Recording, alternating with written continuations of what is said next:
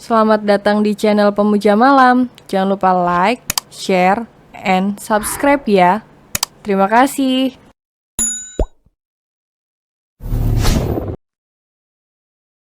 Episode 19, seperti memiliki dua kepribadian saja. Manda, si peneror itu sudah mengetahui tempat tinggal barumu. Sepertinya kau sudah tidak aman tinggal di sini. Apalagi kau hanya sendirian. Aku khawatir dia benar-benar nekat menyakitimu.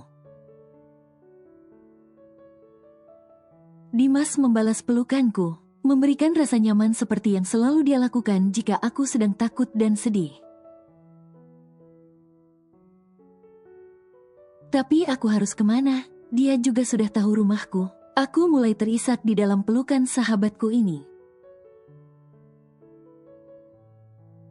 Tapi tiba-tiba seseorang membuka kasar pintu apartemenku. Aku dan Dimas sampai terlonjak kaget dan segera melepas pelukan kami. Satria. Aku sampai melotot memandang kehadirannya. Sedang apa kalian? Satria bertanya, tatapan matanya mengarah lurus kepadaku. Aku hanya berusaha menenangkannya. Dimas menjawab dengan santai. Aku tidak bertanya kepadamu. Satria membalas ucapan Dimas tanpa menoleh ke arahnya. Tatapan mata Satria masih menatap diriku. Dimas benar, dia sedang menenangkanku karena aku ketakutan. Aku mencoba menjelaskan, agar Satria tidak salah paham. Ketakutan kenapa? Satria memandang bingung. Amanda diteror lagi, lihat ini. Dimas menunjukkan kotak yang berisi bangkai ayam itu dan secari kertas di dalamnya.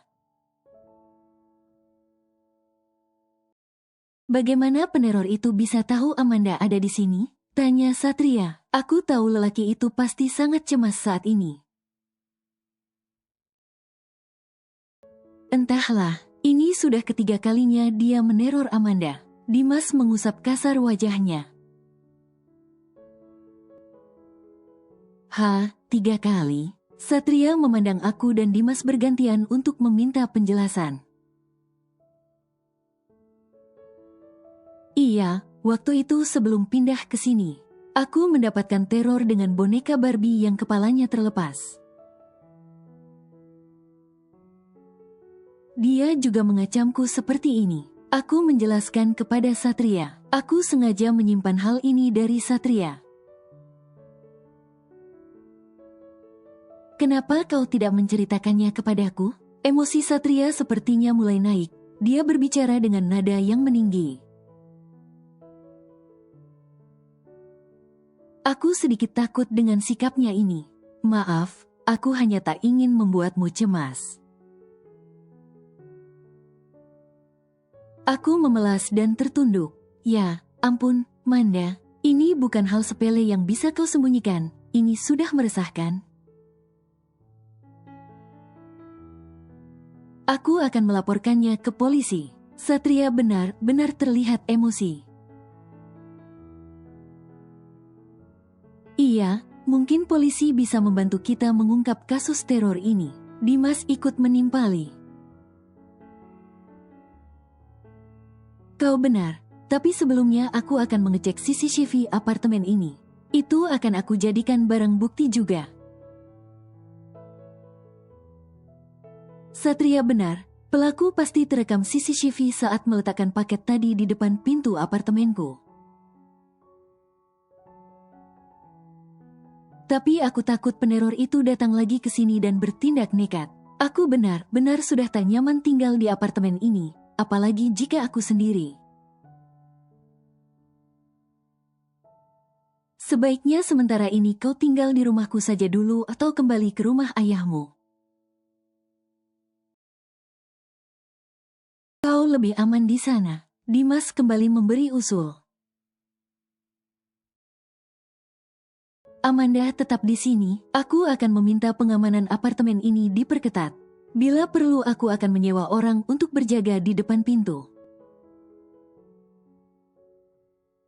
Satria akhirnya membuat keputusan tanpa musyawarah. Aku rasa terlalu berlebihan jika sampai menyewa orang untuk berjaga di depan pintuku.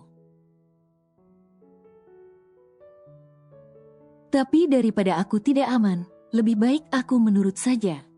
Terserah kau sajalah, pastikan Manda selalu aman. Dimas menghela nafas. Tentu saja.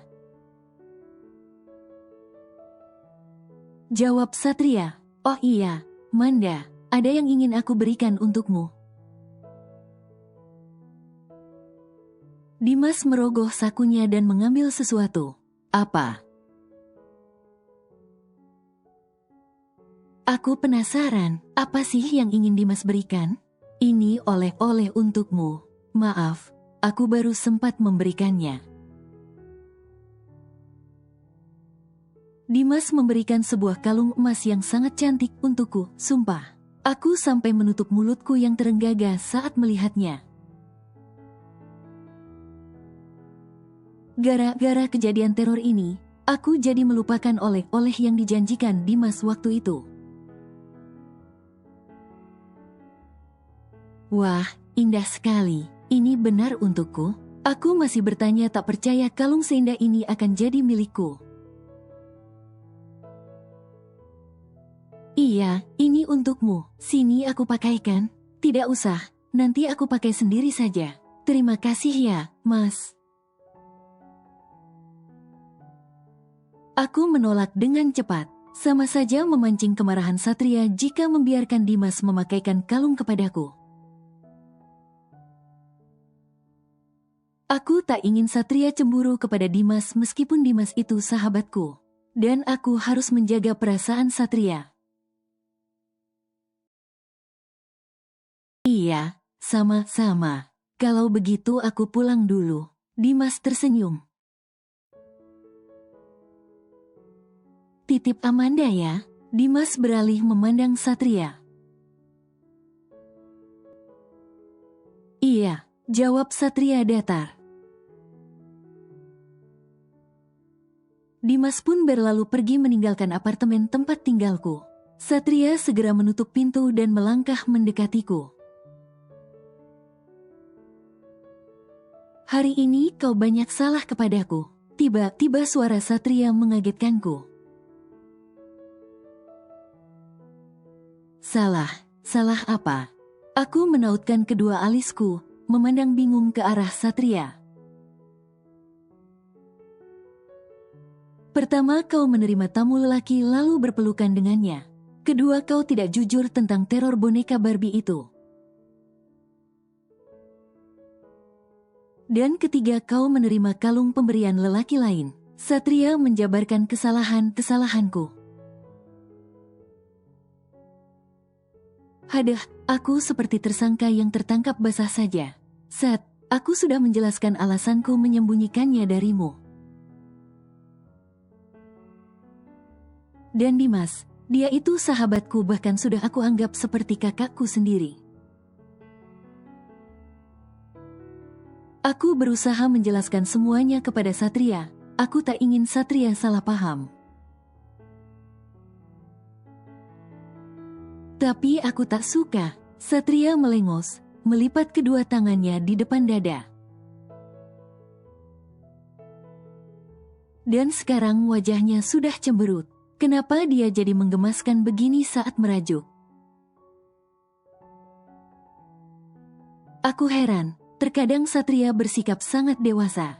Tapi terkadang tingkahnya manja seperti anak kecil, dia seperti memiliki dua kepribadian saja. Iya, besok tidak lagi. Aku pasrah, aku mengalah. Aku tahu memang aku yang salah. Aku tak bisa memaksa Satria untuk menerima persahabatanku dengan Dimas. Bagaimanapun juga Dimas itu lelaki dewasa, Satria pasti cemburu. Jadi kau akan memakai kalung itu?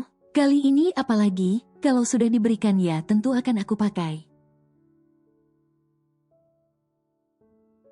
Tentu dong, kalungnya bagus, aku suka. Jangan pakai, aku akan membelikan kalung yang lebih bagus dari itu untukmu. Larangan akhirnya keluar dari mulut Satria. Kalau dia cemburu dengan Dimas, aku masih maklum. Tapi masa dengan kalung pemberiannya juga sih? Tapi, Amanda, kalau dia sudah memanggilku dengan tegas begini, aku hanya bisa menurut. Entah mengapa aura pemimpin dan imamnya keluar kalau sudah serius seperti ini. Iya, aku tidak jadi pakai. Aku tertunduk, aku kalah. Tiba-tiba ponsel Satria berdering. Dia merogoh sakunya dan menjauh dariku saat tahu siapa peneleponnya. Aku sedikit penasaran. Aku mencoba mendengarkan percakapan Satria dengan si penelepon. Tapi jarak yang cukup jauh ditambah suara Satria yang pelan, menyulitkan pendengaranku untuk menangkap suaranya. Satria sudah selesai menelepon, dia kembali menghampiriku dengan wajah sedikit tegang. Ada apa? Siapa yang menelepon? Aku bertanya dengan penasaran. Orang kantor, ada masalah sedikit. Kau tetap di sini, kunci pintu dan jangan dibuka kalau ada yang datang, kecuali aku. Satria berpesan dengan mimik wajah cemas. Iya, tolong buangkan bangkai ayam itu juga ya. Aku meminta Satria untuk membuang kotak menjijikan itu. Baiklah, ya sudah, aku pergi dulu. Satria pamit, dia mengecup kening dan bibirku, lalu memeluk tubuh erat sekali dan akhirnya pergi dengan tergesa-gesa. Meninggalkan rasa penasaran di hatiku, aku semakin yakin ada yang disembunyikan lelaki ini.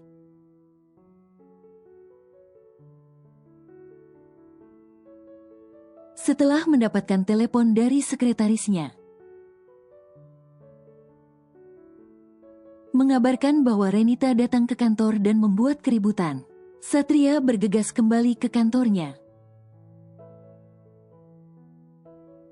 Satria berjalan tergesa-gesa menuju ruangannya, dan mendapati Renita sedang duduk di kursi meja kerjanya. Apa yang kau lakukan? Satria menatap tajam istrinya itu. Kenapa? Memangnya aku tidak boleh berkunjung ke kantor suamiku? Aku kan rindu, abis kau tidak pulang semalam.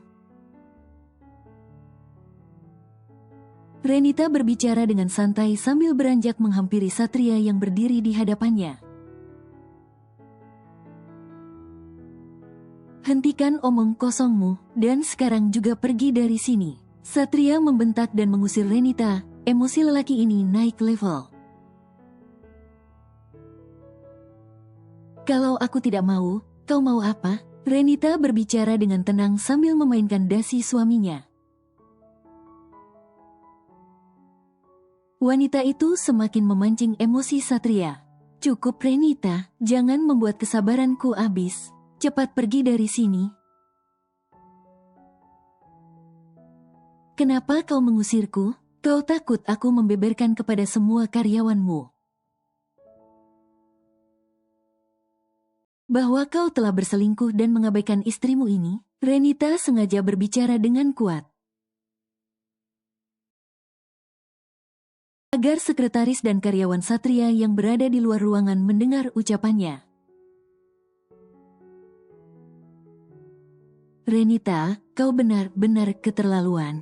Sekarang juga kau ikut aku. Satria yang sudah benar-benar habis kesabaran menarik lengan Renita. dan menyeret wanita itu keluar dari ruangannya, mengabaikan para karyawan yang memandangi mereka sambil berbisik-bisik. "Sat, lepasin aku, tanganku sakit." Renita meronta-ronta sambil meringis kesakitan. Karena Satria mencengkeram lengannya dengan kuat. Namun Satria tak menghiraukan ucapan sang istri. Dia terus menyeret Renita sampai ke parkiran gedung Wijaya Group. "Masuk." Satria membentak Renita dan menyuruh wanita itu masuk ke dalam mobilnya. Renita menuruti perintah Satria sambil memegangi lengannya yang sakit. Setelah Renita masuk, Satria pun ikut masuk dan melajukan mobilnya dengan kecepatan tinggi. Selama di perjalanan, Satria hanya diam dengan rahang yang mengeras menahan geram. Dia bahkan menggenggam setir mobil dengan sangat kuat. "Kau mau membawaku kemana?" Renita bertanya dengan cemas, tapi Satria tak menjawabnya. Lelaki hanya diam dan fokus mengemudi. Satria. Satria menepikan mobilnya dengan tiba-tiba, membuat Renita yang tak memakai sabuk pengaman hampir tersungkur ke depan. Lalu lelaki itu memandang Renita dengan penuh kemarahan. "Puas kau sudah mempermalukan aku? Kau sudah menghancurkan harga diriku. Apalagi yang kau mau, Renita?" Satria berteriak meluapkan kemarahan dan rasa kesalnya kepada sang istri. "Sat, aku cuma tak ingin kau menceraikanku dan berpaling kepada wanita lain." Renita menjawab dengan nada suara yang tinggi. "Hahaha." Satria tergelak. "Kenapa kau tak ingin bercerai dariku? Bukankah katamu, aku ini lelaki tak berguna? Lalu untuk apa kau masih bertahan di sisiku? Renita terdiam. Wanita itu tak menjawab pertanyaan-pertanyaan Satria. "Jawab." Satria kembali membentak Renita. "Sat, aku." Renita menjadi gugup. Wanita itu tak tahu harus berkata apa. "Aku apa? Kau mau bilang kalau kau tidak bisa hidup tanpa uangku, iya kan? Kau hanya mencintai hartaku. Harusnya dari awal aku tidak menikahimu." Dasar wanita gila harta. Satria benar-benar meluapkan kemarahan dan sakit hatinya. "Bukan begitu, Sat, aku." Renita mencoba membela diri. "Sudah cukup, Renita. Aku benar-benar sudah tak tahan dengan semua ini. Selama 2 tahun ini aku tersiksa. Kau mengabaikanku di saat aku membutuhkanmu. Aku berjuang sendiri untuk bisa sembuh dari sakit itu. Tapi kau malah sibuk dengan duniamu. Istri macam apa kau ini?" Suara Satria mulai bergetar. Cairan bening mulai menggenangi pelupuk matanya.